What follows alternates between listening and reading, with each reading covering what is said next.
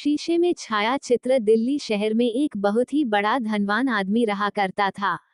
उसके कुकृत्यों से अक्सर लोगों को बड़ी तकलीफ होती थी, परंतु वह धनाढ्य किसी की एक न सुनता। वो हमेशा गुप्त रूप से मनमानी किया करता था, परंतु ऊपर से अकबर के भय से भलामानस बना रहता। एक दिन उसे एक नई शरारत सूझी। एक चित्रकार को बुलवाकर उसे अपना चित्र बनाने की आज्ञा दी। उससे पहले ही ऐसी शर्त तय करा ली कि अगर चित्र बनाने में बार भर भी अंतर पड़ेगा तो पुरस्कार नहीं दिया जाए। दोनों की आपस में लिखा पढ़ी हो गई। वह घर जाकर बड़ी सावधानी से चित्र बनाने लगा।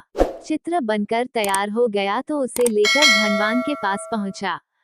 जब उसके आने का समाचार नौकरों ने दिया तो वह अपनी सूरत बदलकर उसके सामने आया। उसे देख बेचारा चितेरा दंग हो गया। उसके मुख से कोई स्पष्ट उत्तर नहीं निकलता था। लाचार दूसरा चित्र फिर से बना लाने की प्रतिज्ञा कर घर लौट गया। नए स्वरूप का जब दूसरा चित्र बनाकर ले गया, तो फिर उस रईस ने अपना आकार बदलकर उसमें अंतर दिखलाया।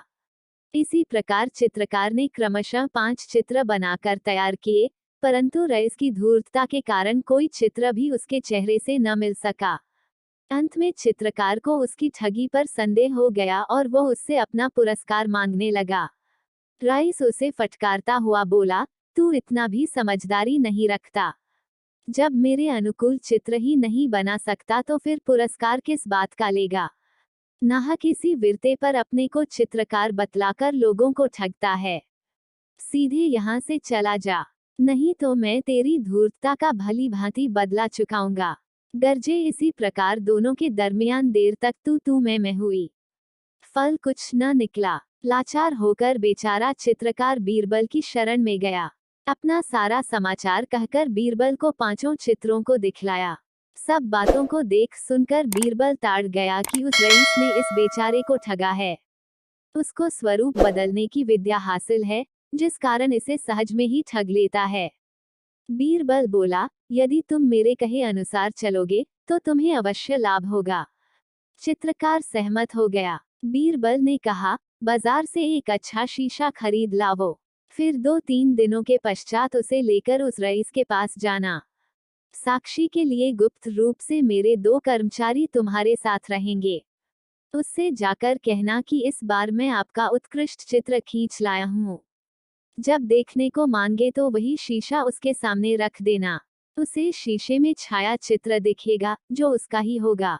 साथ ही शीशे में वह अपना स्वरूप बदल न सकेगा और इस भांति आसानी से तुम्हारे काबू में आ जाएगा, कारण कि दर्पण में उसका तात्कालिक स्वरूप भासित होगा। कई दिनों का अंतर देकर चित्रकार बाजार से एक हलब्बा शीशा खरीद लाया। फिर गुप्तचरों के साथ रईस के घर गया और उससे मिलकर बोला, महाशय जी, इस बार मैं बहुत होशियारी से आपका चित्र बना लाया हूँ। आशा है कि मेरे इस कठिन परिश्रम से आप खुश होंगे। ऐसी चोखाई की बातें करते करते दर्पण रईस के सामने रख दिया और उसे शीशे में छाया चित्र दिखाया, जो उस धनाढ्य का ही था। धनाढ्य बोला, वाह क्या खूब, यह मुझे आईना क्यों दिखला रहा है। वह चित्र दिखला जिसकी तूने अभी इतनी प्रशंसा की है। चित्रकार ने उत्तर दिया, महाशय जी, यही आपका तद्रूप चित्र है। तब तो रईस के कान खड़े हो गए और वह अपनी ठगी छिपाने के लिए उससे बोला, तुझे मैंने अपना चित्र बनाने को भला कब कहा था। चित्रकार ने कहा, आप बात क्यों पलटते हैं। आपके ऑर्डर से मैंने बारी बारी 5 चित्र बनाकर दिखलाया, परंतु हर बार आपने नापसंद कर मुझे कोरा लौटा दिया। अब इस बार इतनी कत्रब्योत कर बना लाया तो नकारने पर कटिबद्ध हुए हो। यह नहीं होने का। मेरे आपके बीच जो शर्तें पहले निश्चित हो चुकी हैं, उसे पूरी कीजिए। रईस ने देखा कि यह तो अच्छी बला लेकर आया है, इसे मूर्ख बनाकर ठगना चाहिए। वो एकदम नकर गया। तब बीरबल के गुप्तचर बोले, आपको बादशाह अकबर के पास चलना पड़ेगा। आपने इससे 6 बार चित्र बनवाया और रुपया एक भी नहीं दिया। अब तुम्हारी ठगी नहीं चलने की। रईस आंख दिखलाता हुआ उत्तर दिया, वाह अच्छे आए, तुम मुझे दरबार में ले जाने वाले कौन होते हो। तब गुप्तचरों ने अपना असली लिबास खोलकर दिखलाया। रईस का होश ठिकाने आ गया और विवश होकर चित्रकार को रुपये देने पर उतारू हुआ। मामला बढ़ चुका था, इसलिए सिपाहियों ने उसे ऐसा न करने दिया और पकड़कर बीरबल के पास ले गए। बीरबल तो उसके ठगी का हाल पहले ही सुन चुका था। जब वह आया तो उससे बहुतेरा प्रश्न उसी संबंध का किया, परंतु वह उन प्रश्नों का एक भी उचित उत्तर न दे सका। बीरबल ने उसे 10 मिनट में सोचकर उत्तर देने की आज्ञा दी। फिर भी कुछ न बोला। बोलता कहाँ से? कहीं बालू पर भीत उठाई जा सकती है। बीरबल ने सिपाहियों को कोड़े लगाने की आज्ञा दी। वे पास ही में उपस्थित थे। हुक्म पाते ही कोड़ा लेकर आगे आए। कोड़ा देखते ही रईस का होश ठिकाने आ गया और उसने तुरंत अपना दोष स्वीकार कर लिया। बीरबल ने उसे कठिन दंड देकर जेल भेज दिया। साहसी अपराधी। यह एक कहानी है कि कैसे बीरबल दूसरों से अलग सोचते हैं। एक दिन बादशाह अकबर दरबार में घोषणा करते हैं कि पिछली रात किसी ने मेरी मूंछों से एक बाल खींचा था। तुम सब बताओ कि इस अपराधी के लिए क्या सजा होनी चाहिए। हर कोई उस अपराधी के लिए कठोर दंड का सुझाव देता है, लेकिन बीरबल चुप है।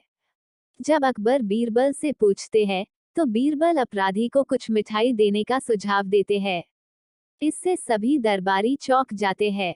फिर अकबर ने पूछा कि दोषी को मिठाई क्यों देना चाहिए, तो बीरबल ने आत्मविश्वास से जवाब दिया कि क्योंकि राजा की मूंछें खींचने की पहुंच और साहस रखने वाला एकमात्र व्यक्ति उनका अपना पोता था। सीख दूसरों से अलग सोचने से आपको समस्या को हल करने में मदद मिल सकती है।